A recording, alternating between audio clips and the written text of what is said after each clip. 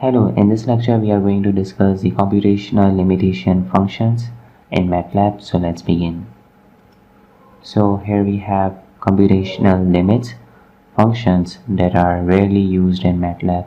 So I want you to pause this video and have a look on these functions and their examples. So these are the special functions that are mostly used, and the first one is pi, and its value is 3.1416. I represent the imaginary number. Similarly, j is also an imaginary number.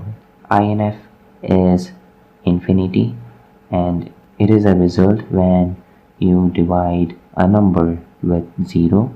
For example, if you divide 5 by 0, you will get answer infinity. NaN is the abbreviation of not a number, and it is showed when you divide 0 by 0 or infinity by infinity. Clock, if you use this function, it will show the current, date and time in array form like here in the example. But if you use the function fix and in the round bracket you use the clock, then it will show the correct form of time and date, which you can easily read.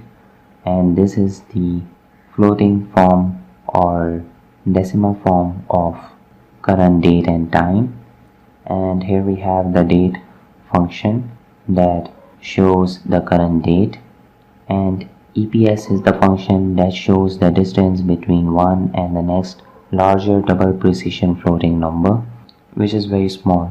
And here we have the value in exponent minus 16.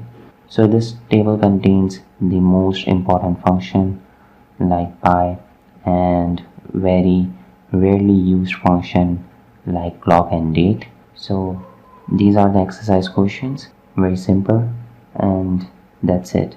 So I hope you have understood the computational limitation functions that are used in MATLAB.